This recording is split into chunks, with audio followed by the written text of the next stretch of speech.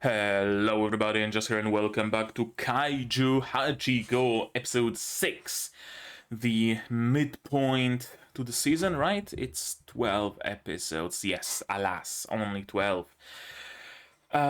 In which the first proper battle will happen. I say proper battle because, well, it's going to be a battle that finally, properly, officially includes our main characters. We had plenty of battles before, but this will be the first one where they take part in official capacity. So it's going to be interesting seeing that, of course, especially since everybody believes that Kafka is comic relief slash support, and the Kaiju King might appear anytime. So that's going to be interesting how Kafka deals with that. We'll see, of course. In the previous episode, we have seen team building. It mostly was just legitimately team building, building the relationships between characters, establishing their dynamic a little bit, right? That sort of stuff. Mostly a montage episode, but so very needed and so very nice to see. You very rarely see any anime, honestly, portray this sort of a camaraderie. So I was very, very happy with that episode. First of all, of course, Kafka and Reno got into the program, although Kafka did not get in as an officer, but rather as a... what was the term they used? Recruit? Something like that, right? Like a rank lower. He doesn't have the patch on his collar. He didn't take part in the... first part of the ceremony where they made a pledge, right? He only entered later, but he is a part of the team, right? More or less, thanks to what's his face, Soshiro. Thanks to Soshiro, he decided that he wants Kafka.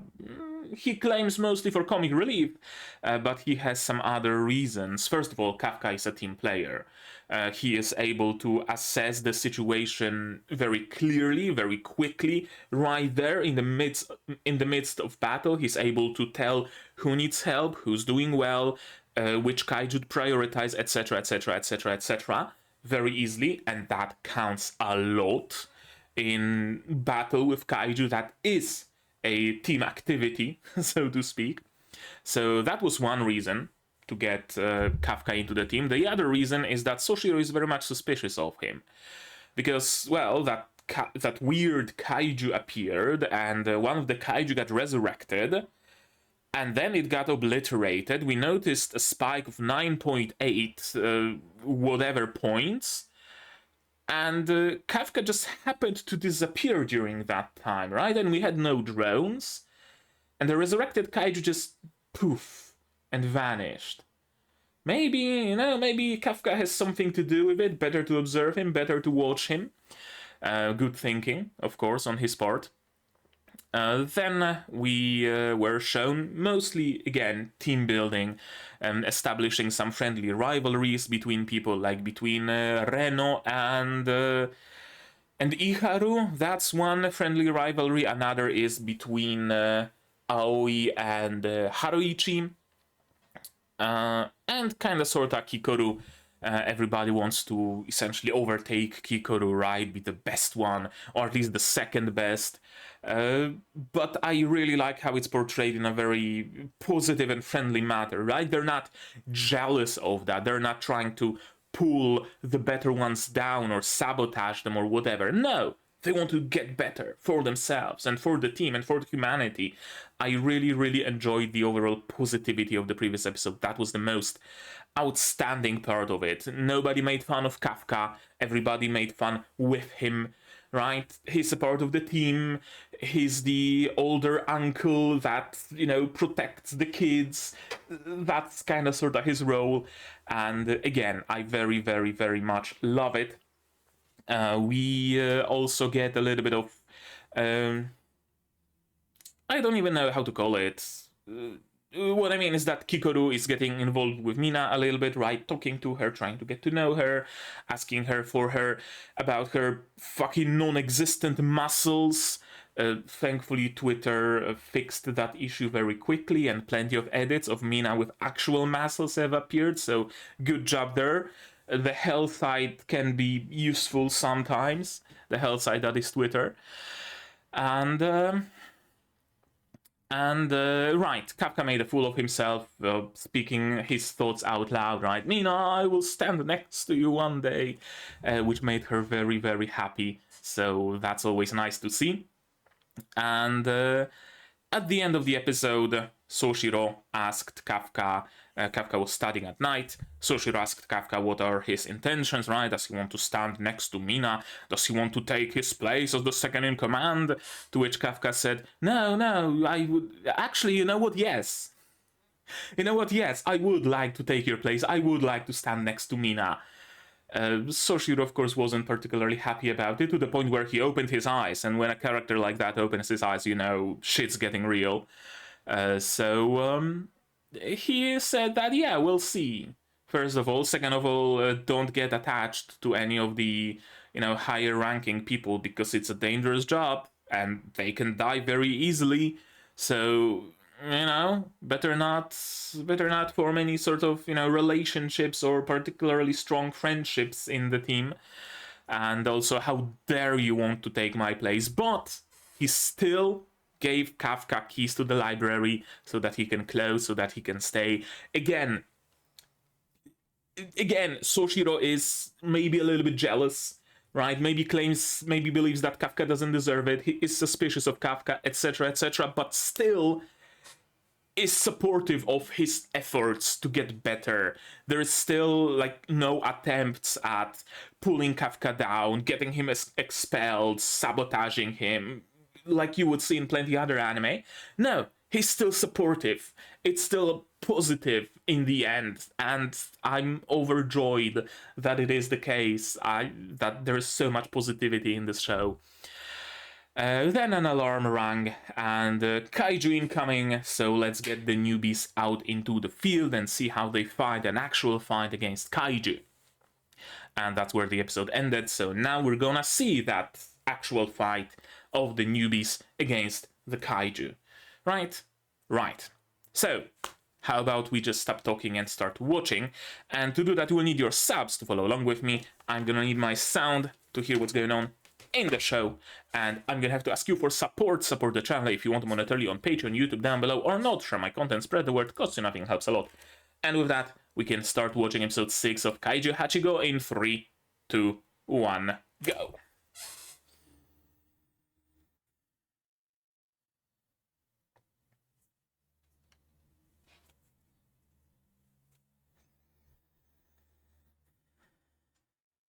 Okay, so 3 in the morning, that's early. Or late, depending how you look at it, of course.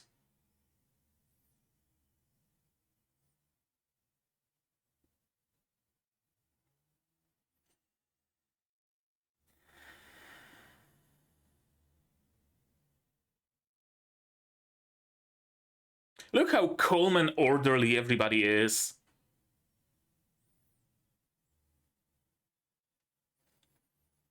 Kaiju attacks are really commonplace in this world, aren't they?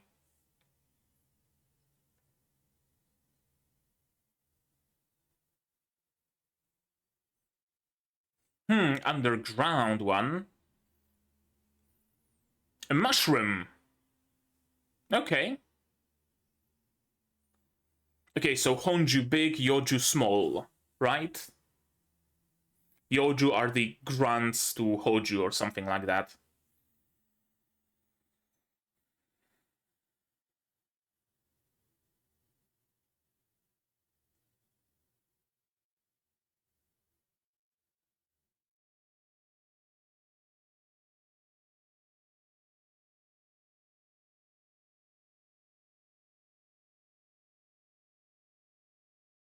Okay, so what's the role of our newbies here? Just providing support? I would assume Kaiju exclusive lane, okay. Again, it shows us that this world is so, you know, centered around Kaiju.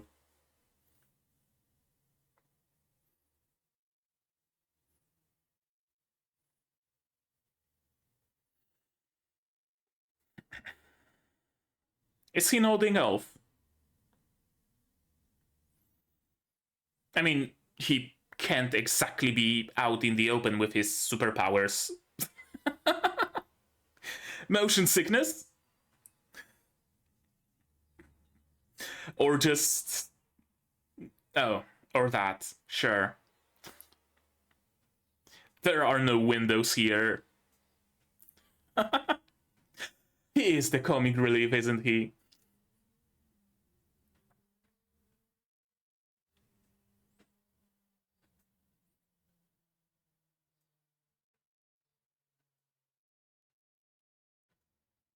I just noticed that the fish in the tank create the shape of an 8.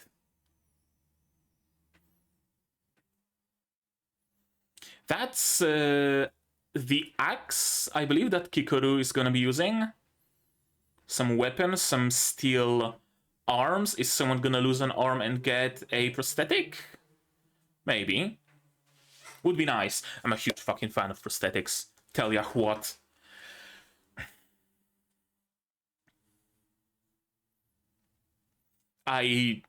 It's been, I think, a couple of years by now, but I'm still really, really sad about the fact that one of the manga I read, where a character lost an arm and had an amazing opportunity to give them a prosthetic in a, fantasy setting, but with sci-fi technology, it would be so fucking nice. But no, instead they regrew her arm, and I was so sad when that happened.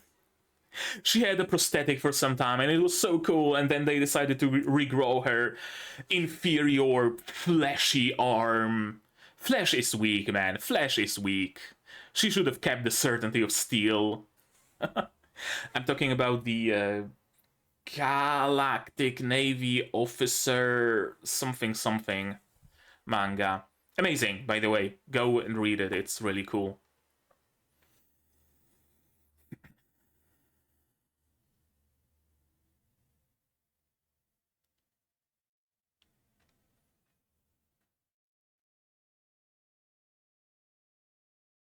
Hoshina Platoon.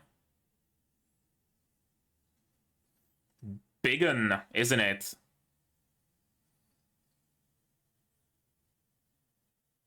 Releasing spores.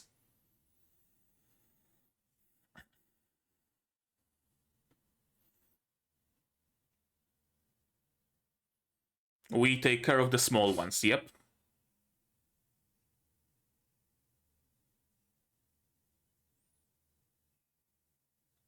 So you can go wild.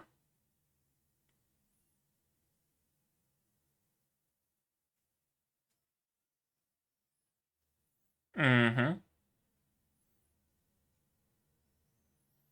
Yeah, you gotta take all of that into account.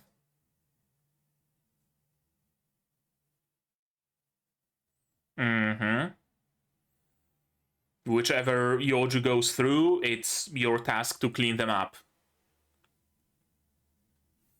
Also, who are those dudes in gas masks? I guess just random grunts that don't even have a name? Mm-hmm. Only your actual actions will.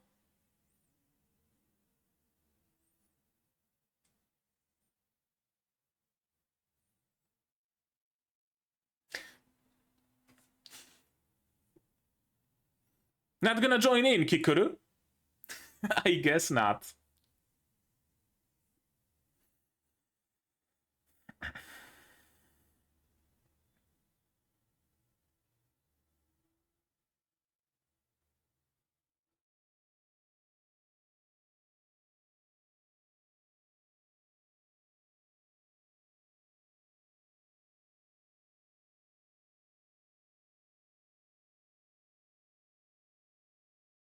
Mm-hmm.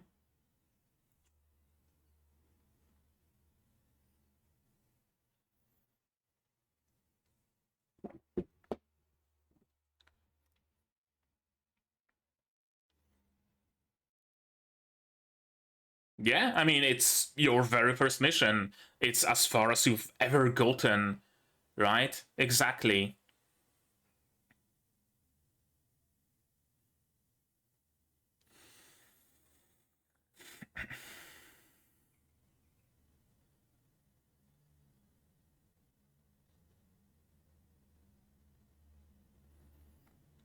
CG? I'm not even sure.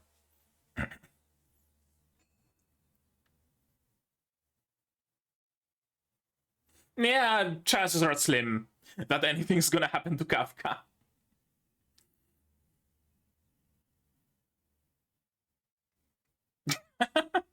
Not going for a superhero landing.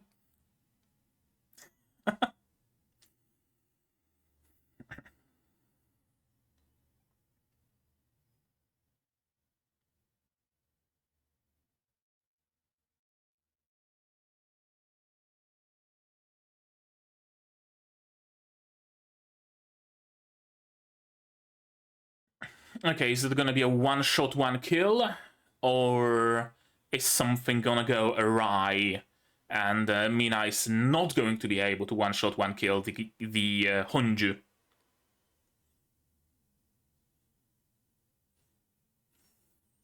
Do those conventional weapons even make any difference whatsoever?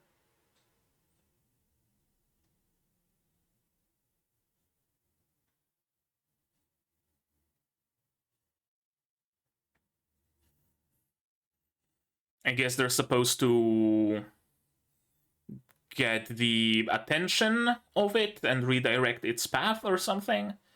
I'm not sure.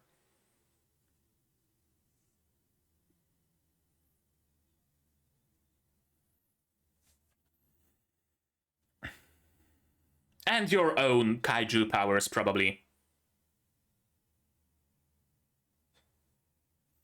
All 1% of it. Yeah. Exactly. You're the support here.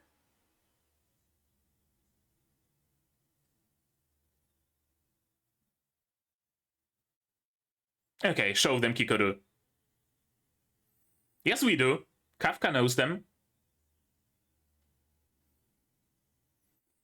Also, every spot is a weak spot if you hit hard enough.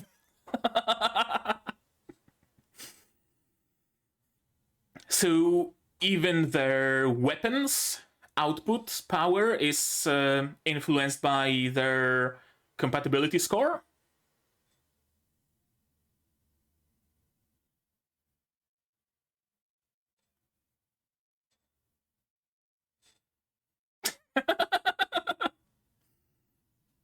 Yeah, she's never been praised by the daddy.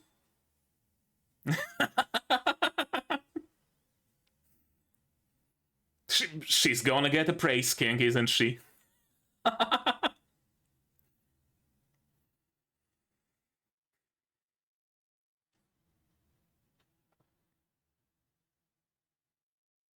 Another newbie saves the day.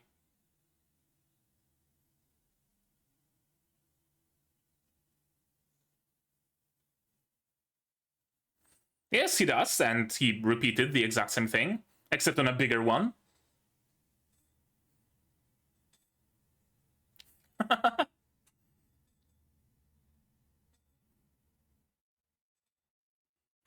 Okay.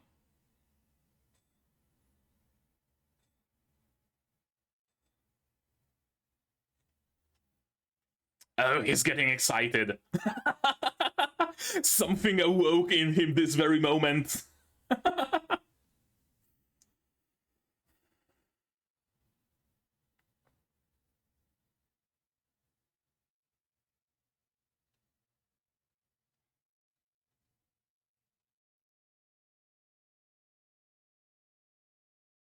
You're wasting a lot of ammo. Just slowly chopping them down.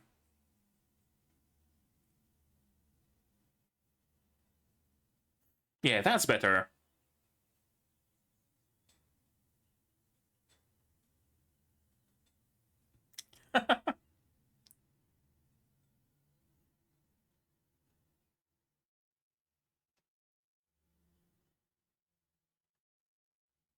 Oh, it's just Legolas and Gimli. I'm waiting for one of them to take down some big one and say that, and the other to say that it counts as one. Cougar mode. Okay.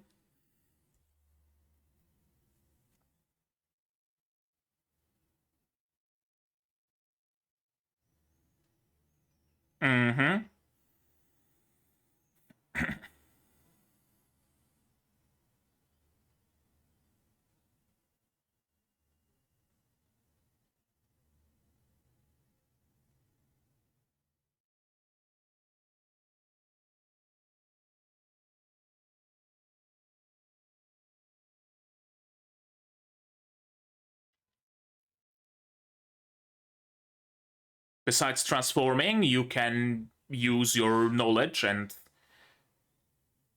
yeah, try to figure it out. Get to a corpse and try to figure out what's the weak spot. You have experience. Exactly. Grab a combat knife, dissect it.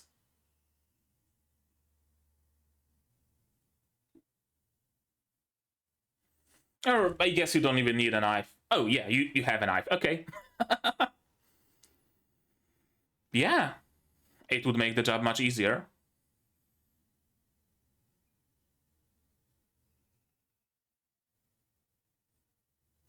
Okay, so they have a core.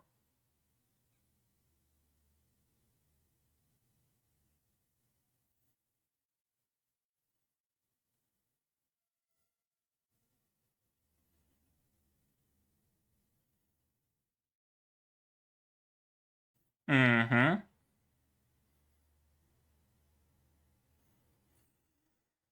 Okay, that's why Kikoru has no issues.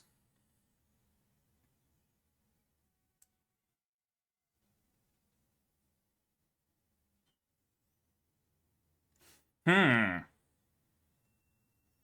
Okay. Time to bring out the flamethrowers.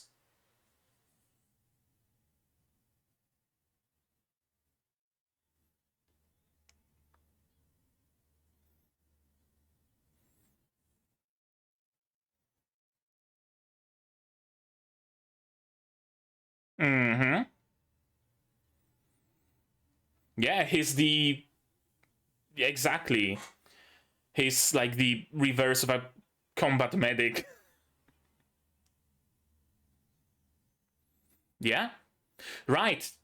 Dispose of the corpse so that it doesn't... They don't spawn new ones behind your lines, right? That's also an important job.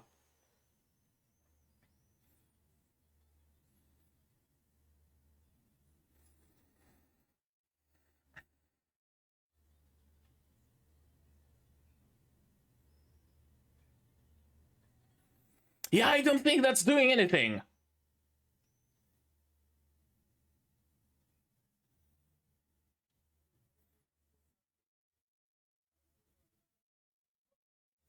Oh, even compensating for the Coriolis force, okay.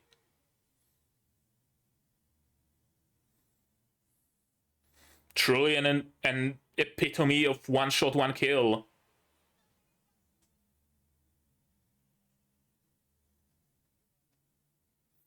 Yeah, don't get distracted there, Mina.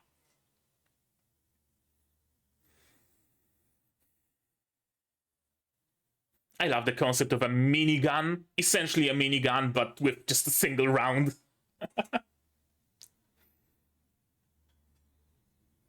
That's a lot. That's double Kikorus.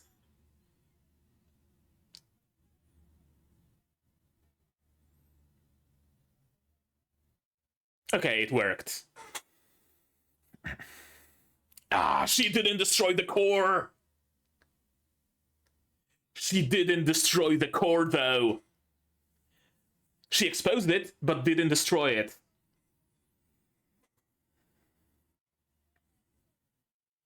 Okay, now she's gonna destroy it, right? Right? What is that, though? Oh, that's the spine. I thought it's some sort of a technological implant thing. That maybe someone's cybernetically enhancing them or something. Is it needed?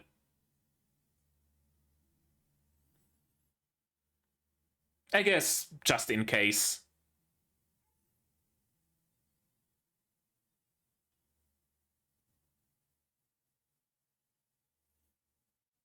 Loading fourth round? Yep.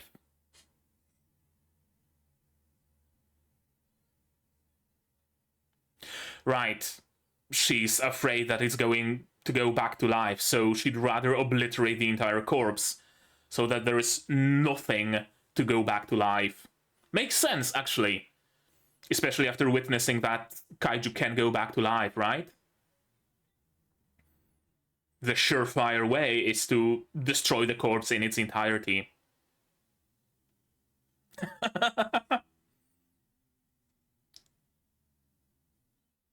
Yeah, of course.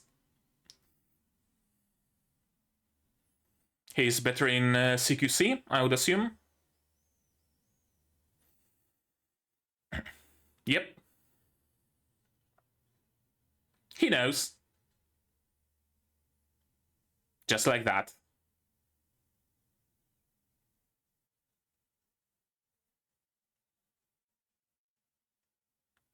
A classic trope of an invisible sword art.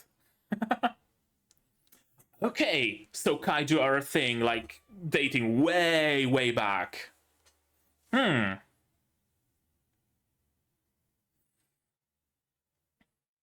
you complement each other perfectly.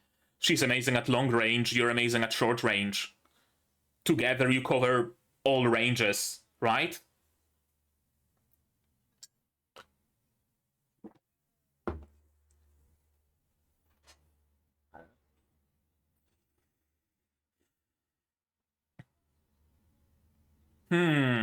Okay. Second wave, basically. Can't you load the 5th round and just mass obliterate them? Or actually get a minigun? That would be very efficient against those little tiny bugs.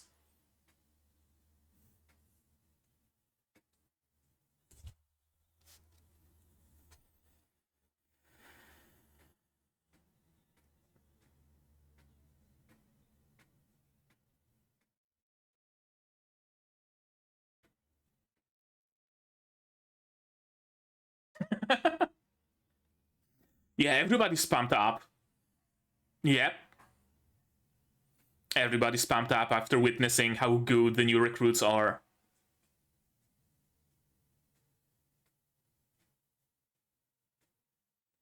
Why would they? They're still perfectly capable, exactly. Oh, what's up? Okay, I guess you can measure their stamina.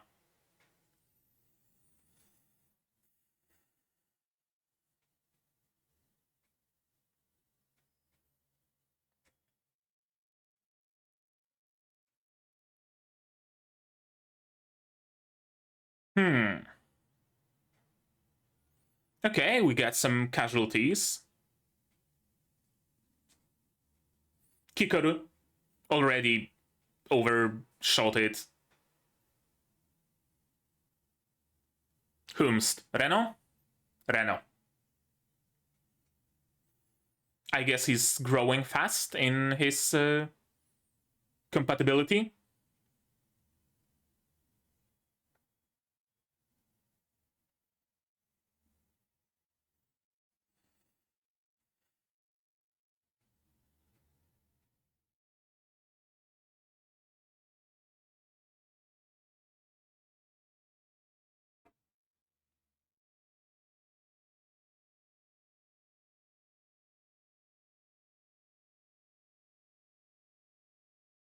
Okay, what's gonna happen?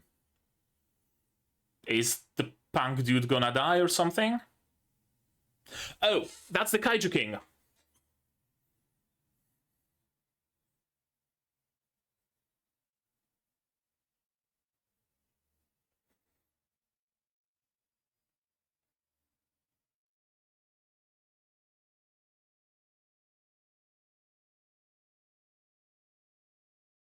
Yeah, I wonder.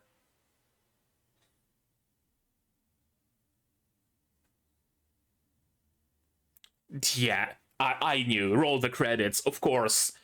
Of course, we're getting a cliffhanger.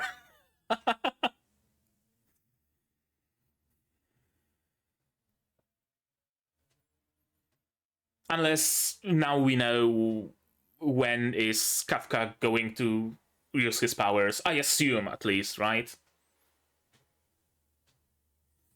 And we have a proper confirmation that the Kaiju King is actually modifying the Kaiju. I guess that's why he's masking as a human? To learn what the humans know about the kaiju in order to prepare countermeasures? Maybe.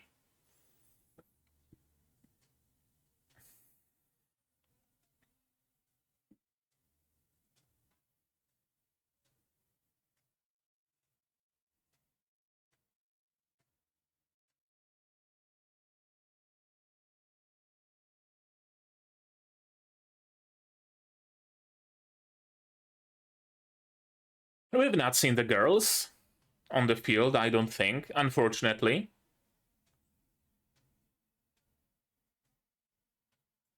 I don't think we have, at least.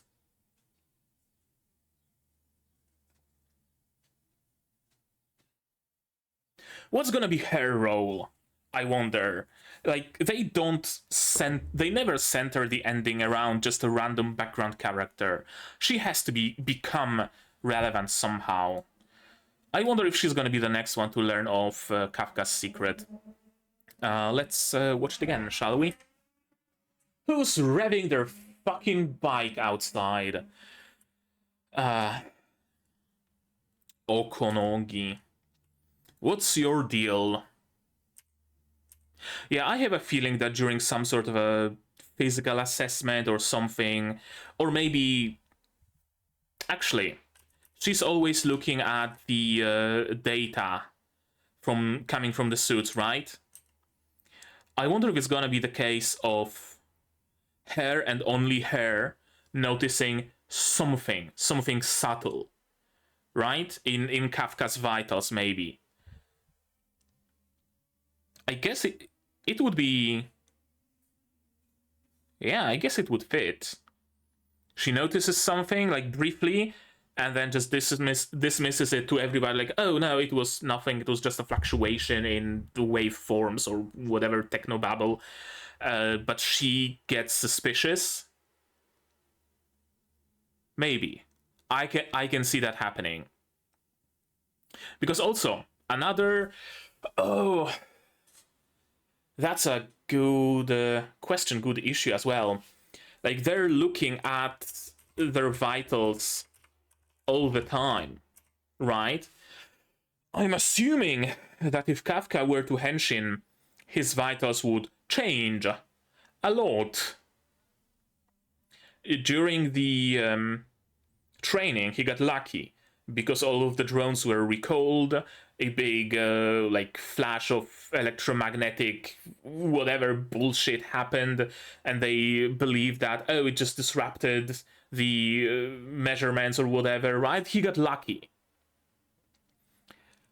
This time around he might not. I wonder. I wonder if it's actually going to be like he henshins, we get the 9.8 magnitude again, and they again believe that, oh no, the sensors are scrambled again. That's why it happened. That's the issue here. Or are they going to get suspicious that it's, first of all, 9.8 again? Second of all, it just so happens that it's only Kafka's vitals that went out of the ordinary. Yeah, actually, he's kind of in a pickle, isn't he? Because he could technically take off the suit, but then it would be suspicious. They wouldn't know that he took off the suit, right? Because I'd assume all of the readings would just read 0. So they would question him, why? Why did you do that? Yeah. He can't really henshin. Unless they again hand wave it as some sort of an interference, but they can keep hand waving it only for so long. Second time, okay, sure, like, we don't know what the 9.8 thing is. Maybe it's a beam from Rita Repulsa growing the kaiju and it disrupts our sensors, maybe. But the third time it happens, well, shit. 9.8 again. The same exact parameters of the scrambling. The same exact thing is happening for the third time. And usually when you scramble something, it gets more or less random, or at least inconsistent, so, right? Twice might be a coincidence. 3 times is a pattern. I wonder how's he gonna get out. of this situation. How's he gonna manage to still henshin, still fight without the team learning about it? I guess one possible solution is that he allows himself to get hit, then takes off the suit, claims that, oh, I got hit so hard it broke the power supply or whatever, that's why you had no readings, or, right? Something along those lines. Or maybe he breaks the power supply himself, right? Something, maybe. Do the suits even need power supply, or is it taking power from the kaiju fibers? I don't know. Again, the kaiju situation is really very normal in this world. They have special kaiju lanes, special kaiju traffic lights. Nobody's panicking, nobody's throwing themselves at the bus. Everybody's standing in an orderly line waiting for their turn, right? I like it. I really do. We're working with the JSDF. And I guess the terminology is that kaiju is the all-encompassing term of monster. Honju are big kaiju, yoju are small kaiju. The grunts, the mobs that you have to clear out before you get to the honju or after you defeat the honju, right? Something like that, maybe. We want to minimize damage, of course. And we're gonna snipe them away from an away point.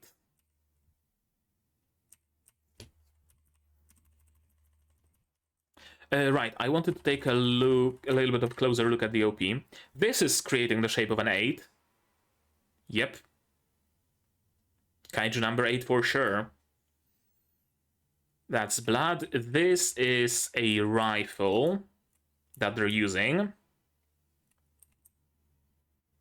More blood. This is an axe. It's either the big axe that Kikoru is going to use, or it's some sort of a small CQC axe, because it's made of one piece of sheath metal, and it doesn't really have I guess it might have the proportions to be dual-handed. Yeah, I guess.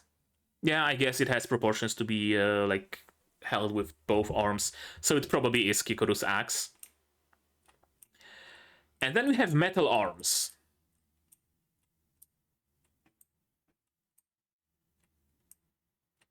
And sniper rifles. And more arms. I wonder, like, the main characters seem to be like Kafka, Kikoru, and Reno. Kafka uses a rifle, Kikoru uses an axe, Reno uses a metal hand. Is he going to lose an arm in the fight against the Kaiju King? Actually, not a bad thought. Not a bad thought. It would also make him somehow special in that regard, right? He can have like all sorts of weird gadgets maybe attached to his arm or stuff like that, right? Maybe. Reno loses an arm, gets a prosthetic, or it could be Iharu. Right? Iharu seems to be very much in a bit of a how do I say it?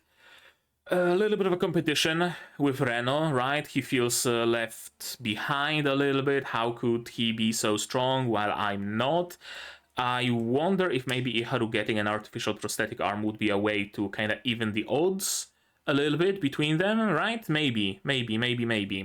We'll see. Or I might be just looking way too deep into this opening here, and it's just demonstrating various kinds of weapons they're using. And the metal arm isn't really a metal arm, it's just an arm of their... No, their suits look different than the arm that was shown in the opening. Yeah, just a normal, regular evacuation, people getting bored, people falling asleep, just, you know, every other Thursday. It's nothing major. Hopefully the insurance is gonna cover our buildings getting blown up by Mina. We're gonna have to move again. Well, that sucks, but well, what can you do, right? This sort of a vibe. Hoshina Platoon.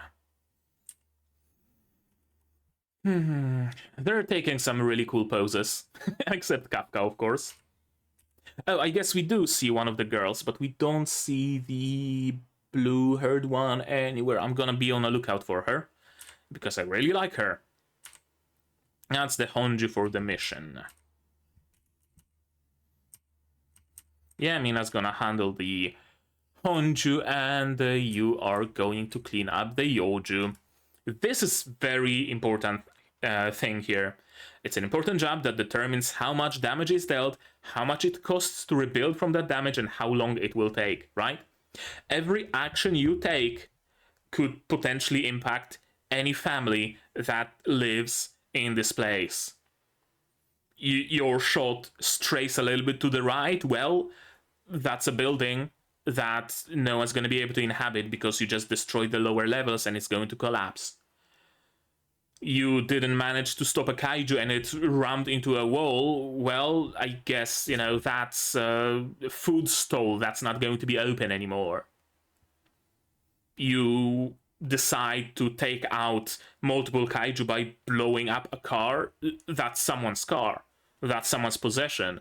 Someone relies on it to get to work, and now they're not going to have a means to get to work. Right? Every action you take has an impact on someone. I like it. I really do like it. They're very... In shows of this type, there very rarely is any sort of a focus on that. Right? Our main characters just go wild, destroying the city, throwing cars at enemies and shit, and it's just how it is. Nobody really touches upon it. And if somebody does, it's like either a mini arc, or it's an episode, or it's like a small little bit, like Hibiki in Symphogear had, I think, like an...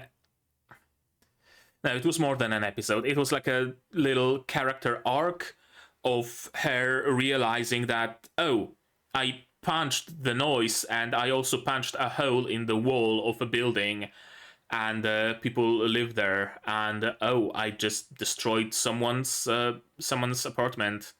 Shit. Right? We're fighting the good fight here, but we're also doing a lot of damage around, and am I really fit to be a hero if I don't care about the people that I'm saving, if I don't care about their possessions and their lives, right?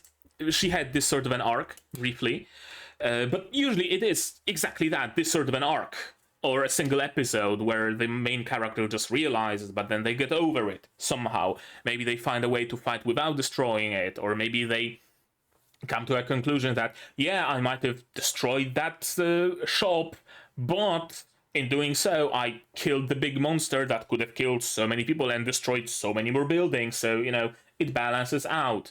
Or some sort of a relief system is introduced, or right? Usually it's just an arc. Not in this case. It's pervasive? Is that the word here? I don't think so. It's permeating the entire story, right? At every point, you have to be conscious of what you're doing. All the time. If you miss a shot at a kaiju that spits acid, well, the acid is gonna spill out of its belly and it's going to ruin the entire street. So aim well, aim for the core, right? I like it. I really do. Any platoon with new recruits is placed at the very rear. Sure, last line of defense. That's a very cool way to look at it. Sure, right, you're at the very rear, but you also have the best task because there's nothing behind you. You have to catch any strays, any leaks. If you don't, nobody will. And those kaiju that you leak out, they're going out there. They're going out to places that are not cordoned off, where people still are, where people have not been evacuated. You have a very important job. It's a very cool way to look at the people on the behind the battle lines. It's time, recruits. Yeah, show me what you can do on the battlefield. Yeah,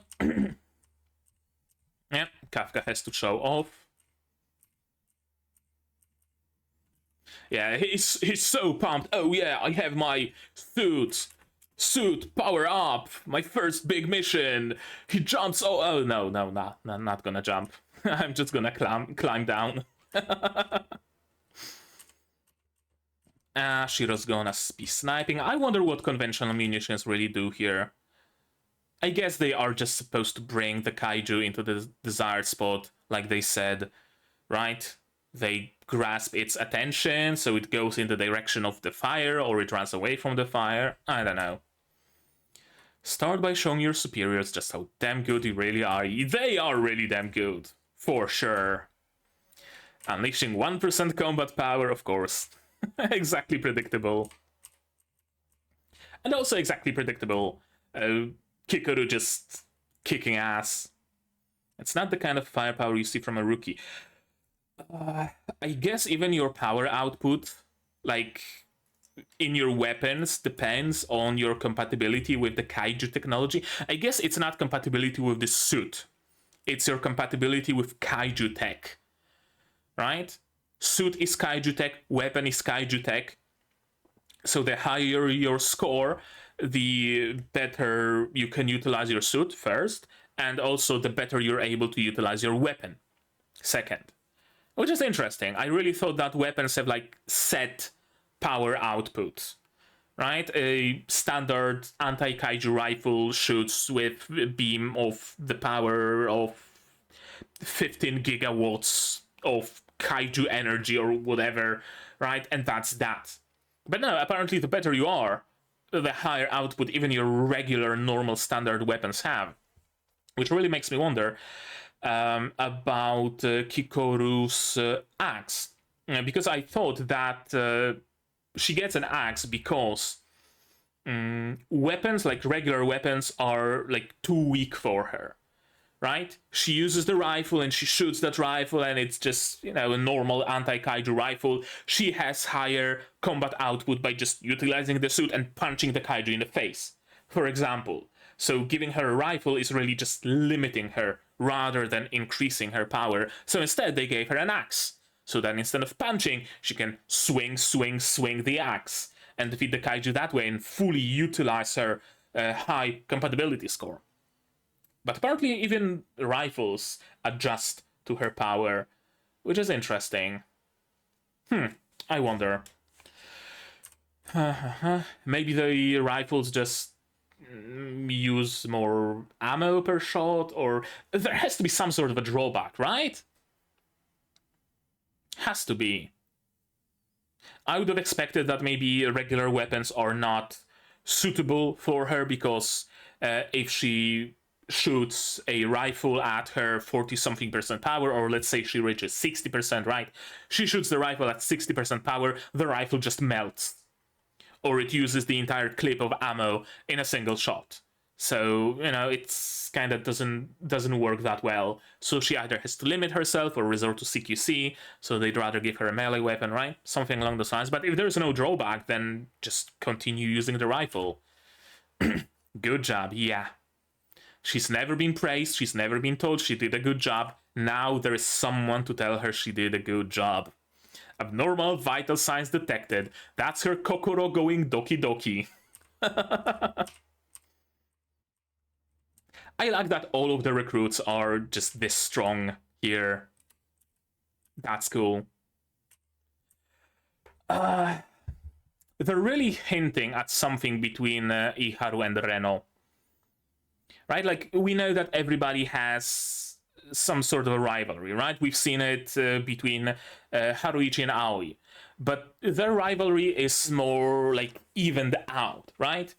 Aoi says, oh, I killed 7 of them, to which Haruichi says, well, I killed 8, right? They're more or less evenly matched. So, like, they're in the same ballpark in, like, I don't know, boxing. They're both heavyweights, for example, right? So, sure, someone might lose a fight, someone might win it, but overall, it just evens out. They're on average the same. So their rivalry can be healthy. Iharu and Reno's rivalry, this one can go awry. Because Reno seems to be so much more powerful than Iharu. Where it's not a matter of I killed 8, I killed 7. It's a matter of I killed 8, I killed 70. Right? It's a bigger difference. So I wonder where it's going to go. It could either push Iharu to train more, try to be better, and perhaps even take more risks, which could end very poorly for him. Or it could push him to start disliking Reno. I don't think so. I think it would... Could it be demotivating for him, I wonder? I guess theoretically it could, but I don't think he's the kind of a person who would be demotivated by it. Rather, he's someone who would be motivated. Like, we started at the same level. I have much more training and he's so much more powerful than I am, so logically I should be able to reach his heights as well. Right? Maybe. Unless it's really something you're born with and you can't just, overshoot it. If you're born with high compatibility and you're born with high growth rate, someone with high compatibility and low growth rate will never catch up to you. I wonder which is it. How much of it is nature and how much of it is training? Because that will really kind of decide Iharu's fate here a little bit. I wonder. I swapped out the burst rounds in my gun for freeze rounds. I can slow down the enemy while I fight. Right, I guess what also matters is that Reno might be thinking a little bit more. That might be another benefit he has. He thought that, okay, my combat style is that I like to plant myself firmly and shoot. I don't like, running around, running up the walls and being mobile. So I need something to slow the kaiju down. So I'm gonna use freezing rounds and I'm gonna use that. And that plays into my combat style, that plays into my strengths. So, so it multiplies my strength.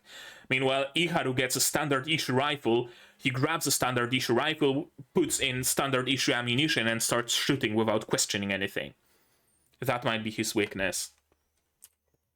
I think once I get a hang of this, I'll be even better at hunting kaiju. And also, Reno has a very strong motivation, right? For Iharu, motivation is, oh, Mina saved me and I kind of want to make up for it, right? I also want to kill the kaiju and that's it. Meanwhile, Reno's reason is very personal, right? I want my senpai to fucking survive and not be dissected, so I need to be strong enough for him to not need to henshin. That's a very strong, very personal motivation that Iharu, I feel, might be lacking.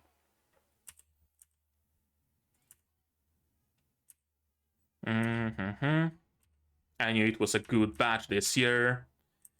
Yeah, very, very good batch. Once a wild child, once the clean cut. Oh, I'm just salivating at the thought. I like her. Also, I really think that the rivalries are going to be very important. I thought initially that they might be just, something in the background, something to establish the team. The team is here, there are some friendly rivalries, friendly competition. That's their general, set up their general chemistry that they have with each other, and that creates a believable team of people. But this tells me there's more to it. This tells me that the rivalry that Reno and Iharu have is supposed to stand in comparison. It's supposed to be compared to the rivalry that Aoi and Haruichi have. As I said, Aoi and Haruichi are matched evenly. More or less, right? Give or take a couple of kaiju. And we learned that even in the previous episode. Their power is fairly evenly matched. So their rivalry makes sense. They can keep overtaking one another. Meanwhile, Reno's and Iharu's rivalry is just, Reno goes at much faster rate than Iharu. I really think that Aoi and Haruichi are supposed to be the sample size here. Or, well, the... what's it called? Base sample? Test sample? No. Something like that. They're supposed to be the baseline, basically, their rivalry. Juliet is clear, yeah, all the sections are clear.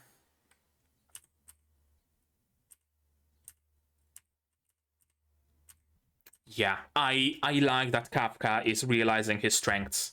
This is really cool. He's like, as I said, not field medic. He doesn't really heal people. He's the field scientist.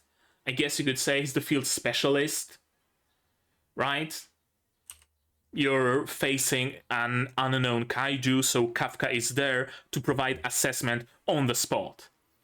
Right? We don't need to win the fight, grab the corpses, cart them off to the lab, have the scientists sit on it for 7 months trying to figure out what's the deal, how to attack it, where best, yada, yada, yada, yada. No, we have an assessment right there on the spot. We kill the first kaiju. Kafka, you're in. Kafka jumps in, rips and tears, figures out where the core is, figures out the specifics of the kaiju. Battle immediately gets easier for everybody. He's, again, the perfect support. Honestly, even without his monstrous form. If we were to take out the Kaiju King, if we were to take him out of the equation, because I believe that they're setting up the final fight between Kaiju King and Kafka, I mean, that's only logical. Even if we took that out of the question, and we completely took away Kafka's powers, they're just fighting Kaiju. That's it. Kaiju might be like changing a little bit on their own. Maybe new types of kaiju are appearing, whatever. Kafka would still be very important to the story. He would still be very important to the fight. Being able to provide assessment on the spot. I like it. I like that his worth is not just in his powers. His worth is in him as a regular human being, completely discarding his powers even. I like it. I really do. Yeah, pretty standard structure for a fungal type kaiju. And there we go. There's a core. It has fibrous muscles on top, serve as a backbone, so you shouldn't be attacking from the top unless you have a high firepower. He knows how much firepower roughly is necessary. He knows where the core is. He knows the density of the muscles. He knows all the details. He can provide perfect assessment how to destroy those kaiju best. Without wasting ammo, without blowing up the block, without anything. Precision shot, straight into the core, that's it. Now they can dispose of them much more efficiently. And also, they have reproductive organs. So if you destroy the kaiju, make sure to destroy those reproductive organs as well. Otherwise, it's gonna spawn new ones behind your lines. And you're gonna get pincered. Very important. Very, very important role. And he's not tapping in his kaiju powers whatsoever. I love it. And yeah, I'll go neutralize the corpses of the defeated Yoju, because it's also important. I don't want my friends to be attacked from behind. And I'm not really, suited for the front lines, but I can clean up the back lines. And that's also an important job. Wouldn't surprise me if Kafka was the reason that some sort of a little task force of combat cleanup crew gets created. Right? Where we don't wait for the battle to be over to call in the cleanup crew, but rather the front line of the fighters pushes into the kaiju, and the cleanup crew gets behind and deals with the corpses. Wouldn't surprise me at all. If there were more people like Kafka trying to provide on-the-spot assessment, trying to destroy any corpses that might still pose danger, especially now that we know that corpses might resurrect, it will be a very important job for someone to get to walk behind the front lines with flamethrowers destroying the corpses. Force of combat cleanup is created thanks to Kafka. They Dispose of or neutralize dangerous corpses left behind. Yep. And here we see Mina in action with a big gun. I love this gun. I really like this gun. Compensation even for Coriolis force and gravitational force. Coriolis force, if you're not familiar, it's like slight force created by the Earth just spinning. Now you shoot your shot perfectly straight, but because the Earth is spinning and the projectile isn't like bound to the Earth's spin, the projectile is going to seemingly stray a little bit because of Earth's rotation. It's not a huge force at all. It only matters on like very large distances or very slow speeds, like I know rocket launches have to account for Coriolis force, or very far away sniping, like sniper shots or stuff like that. Does have to account for it. On the daily, you don't really notice that on like regular normal combat ranges, but because Mina is shooting from so far away, I guess it makes sense that she would have to account for it. No additional targets. And this is who I am right now. I was afraid that she's going to be distracted by Kafka. I really was afraid. But no, she's a professional. She doesn't let anything like that get to her, you know, influence her actions, influence her combat. Perfectly straight at the impact frame. We get a few impact frames. Very cool. Very cool. I was afraid that she's going to shoot her shot. She didn't destroy the core. It's going to regrow. Right? Mina shot her shot. Maybe she needs like 10 minutes or something to charge the next one because it's so powerful or whatever. And this kaiju manages to regenerate or split into multiple or something, and that's gonna pose issues. No. Thankfully not. Especially after this zoom at the core, right? Holy shit. She left the core unscathed. That's gonna cause an issue. But no, she loads another round, shoots the core. Perfectly.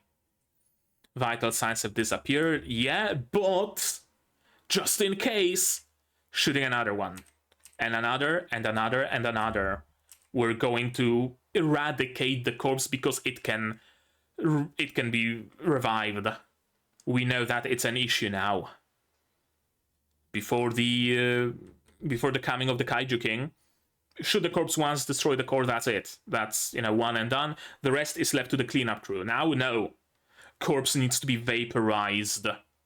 Otherwise, it might be resurrected. We don't know what causes the resurrection. We don't know how much of the corpse needs to be left existing for it to be, you know, possible to resurrect it. Maybe destroying the core is enough. Maybe destroying 50% of the body is enough, but what if it isn't? What if the corpse can be resurrected from just the head being left? Right? It's better to do an overkill than to have a Honju like that resurrect. Standing by her side means matching that kind of strength. I think Kafka has it covered. In his kaiju form, yeah, but still. Can you do that? Not a chance. Yeah, not as capable of taking down the big boys, but CQC, well, there's no one better than I. My family's been a clan of kaiju hunters since the days of the Muromachi period. Is it like an actual period? Or is it just made up? It is a real period. What years? 1336 to 1573, so like 14th century. That dates way back, true. And also gives us an insight that the kaiju possibly have always been there. Which is actually interesting. How did humanity survive? How did civilization form if kaiju have always been there? Right? It's a very good question. Because if the kaiju have always been there, I would expect humanity to survive only if they were either living underground, but that's also not a given because kaiju can burrow, we know that, or if they were to live in fortified cities, right? Something like that. You would expect the existence of kaiju to have an impact on how humanity exists, how humanity lives, which doesn't seem to be the case. This seems to be like a regular, everyday, modern-day Japan with some accommodations, like an additional traffic signal, additional lane, right? Stuff like that. But ultimately, you know, it's just normal. The humanity developed as normal, as usual, which is very interesting how that happened. I'm thinking back to Symphogear again, because in Symphogear, the noise... I mean, spoilers just in case. In Symphogear, the noise have also existed basically since forever, but for a period of time, they stopped appearing. So humanity had a chance to develop. Humanity had a chance to, you know, evolve and stuff. And then, eventually, they started appearing en masse.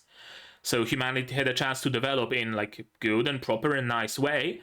And then the noise appeared, and they had to shift their, like, humanity's development a little bit more to create an anti-noise weapons, bunkers, procedures, stuff like that. But still, there was a period where humanity could grow unimpeded. Doesn't seem to be the case here. So I wonder, or maybe kaiju are something that appeared only in the Muromachi period, or like slightly before, so humanity had the time until Middle Ages essentially to develop.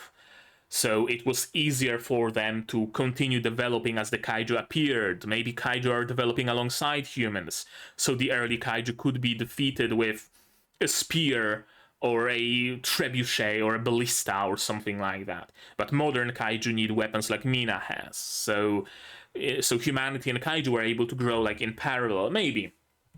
I don't know, I'm not sure.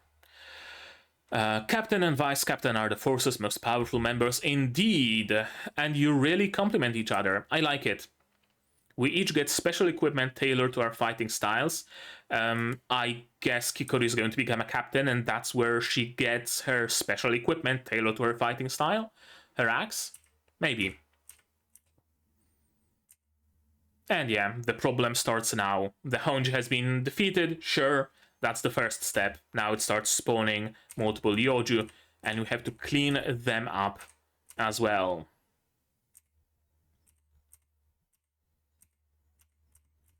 Now they still have plenty of stamina, or so they claim. Oh, here's the blue-haired girl. There she is. I was wondering. Deployed officer status. Yeah, their names and some numbers and bars and stats. Their unleashed combat power and endurance are both failing. Interesting that combat power can fluctuate like that. I thought that it's something that you just have preset, and it can only increase as you train. But apparently, if you're tired, your combat power also diminishes. Interesting. If they can make it through this, it'll take them to the next level. Yeah, for sure. Most end their career with 20 to 30%. A very small number of them will overcome that and will become captains. Yep. Kikoru, I mean, she already is above 30%. She's already essentially the strength of a captain, so makes perfect sense. Reno also is a captain candidate. That's nice. I guess mostly because he's growing so fast. That he started as more or less even with Iharu, but now he overshot him by a lot. Probably. I spent 5 years in technical college training every day. Why can't I keep up with him? I like that Iharu doesn't seem to be, like, bad, jealous. Like, oh, I worked so hard and he doesn't deserve it. No, rather he's asking the question, why can't I keep up with him? What can I change? How can I train better? What can I do to catch up to him? Not what can I do to bring him down. No, what can I do to be better? Good shit. One of the cleaners. If they survive, and I would assume that at least Reno survives, he's an important character after all, they're gonna know that, hey, there's that weird mutating dude hiding among the cleaners and we know his face. But I guess the Kaiju King can just get a new identity, so that's not a big issue. They at least are going to have like first sighting of the Kaiju King taking human form. That's important. That's very important because that means that potentially any human in the combat zone can be immediately assumed a combatant, can be immediately assumed a kaiju. And that would mean that them, instead of shouting up to him, hey, yeah, what are you doing here? Why have you not, run away? They would just shoot and ask later. Maybe. There is a chance that there might actually be a straggler left behind, maybe didn't hear the alarm or whatever. Sure, there is a chance for that. Absolutely. I don't know. The reproductive organs I loaded them with have been destroyed because Kafka knows it. How do they find out? Maybe there's somebody on the force who knows all about kaiju. Gee, I wonder. And again, it plays into the thing where Kafka is important. Kafka is strong. Even without his kaiju powers. Even without his kaiju powers, he's a threat to the Kaiju King. Because whatever modifications the Kaiju King makes, Kafka can figure them out. I love it. I love the concept of the main character being somehow special and having superpowers, but the superpowers not necessarily mattering that much. Them being useful as a last resort, sure, but ultimately it's their own merit that makes them important for the story. Good shit. Good writing. I love it. And yeah, of course, he's the Kaiju King. You guys know anything? And what if we do? Yeah, I think that is the axe from the opening. I'm also looking for a like metal arm, but nobody seems to have any prosthetics.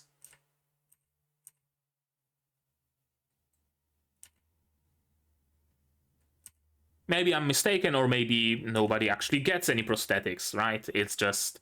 Or maybe it's not shown in the ending because it would be a spoiler. Then again, it's not like anime is particularly, wary of spoilers. How many times have you been spoiled by the opening or the ending or the preview of the next episode, right? How many times has it happened? Sure. There we go. That's the episode. That's the episode, and it was a very good one. I really did enjoy it. I really did. What was I about to say? I'm not sure, actually. This episode in general did a lot of good. It did a lot of very nice things. A lot of things that I did that I wouldn't expect necessarily, but I'm very glad they're here. It established Kafka's strengths without his superpowers, which is very important for the story, in my opinion, and very good writing. It established a nice parallel between rivalries, right? That Haruichi and Aoi have a rivalry that, is healthy somehow, but then we have Reno and Iharu, who also have a rivalry, but Reno is growing so much faster, and they put a nice comparison, nice parallel between those two, So that's cool, and that has the potential to grow into something very interesting between Reno and Iharu. It established that kaiju are a thing that have been here since very, very early. That's also going to be very important for the story. It told us in no uncertain terms that Mina cares about Kafka a lot. She's not as indifferent as she seems to be, which is, again, really cool. It did the cool thing with the people behind the lines, behind the combat lines, being very important, being the last line of defense. I really like it. I really like that this show seems to be taking many, not necessarily tropes, but things that other shows of this type do, like putting a bunch of randos behind the front lines and them just being there, but without acknowledging that they're important. This show acknowledges that. They're very important. They're the last line of defense. It does the thing with the main character who has superpowers, like many other shows do, and he even has to hide them like many other shows do. But Kafka is also very important and very helpful even without them, right? If he didn't have the superpowers, this show would still work, right? That's the coolest thing here. This show would still work even if Kafka did not have his superpowers. He did not really use them during combat, during training. He got through on his own merit. Notice. Like, he used his powers to get rid of the big kaiju, but the accolade was still given to Kikoru, right? Everybody still believes that it was Kikoru. So it's not like that decided Kafka joining. No, he got in by his own merit. So if we shifted things around a little bit, like Kafka being able to figure out that, oh, they're resurrecting only if less than 50% of the corpse has been destroyed, and that allows them to clean up the resurrected corpses. He figures out the weak spot of the big kaiju and shouts out to Kikoru to aim for that spot, and she aims for it, and that defeats the resurrected big kaiju, right? If we shifted the things around a little bit, he does not even need his henshin, he does not even need his monstrous form, and the show still works. That's cool. That's really cool. I like it. What else did this episode do? That was so cool.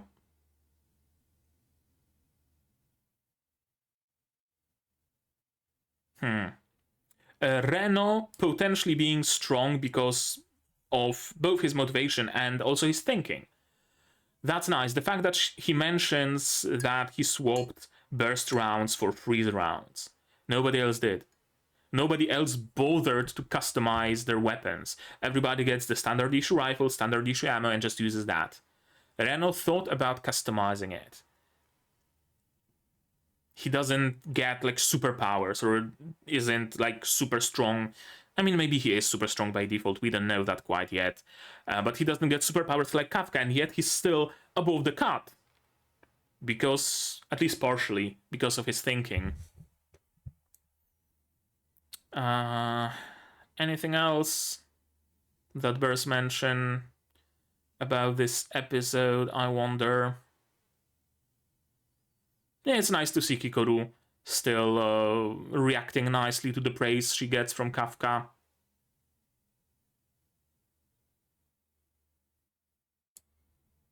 And yeah, I guess that's gonna be it.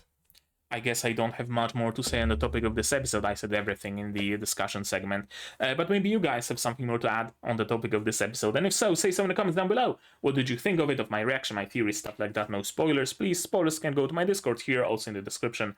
Like this video if you liked it. Subscribe to be notified of future videos, not only Kaiju number 8, but also Yuuki, Yuuna, Kaito, Otome, Sentai Daishikaku, Unnamed Memory, Spice and Wolf, plenty others coming in the future. Click the bell to be notified of when I go live, because I do stream sometimes. I might be streaming Alchemy Stars today, we'll see.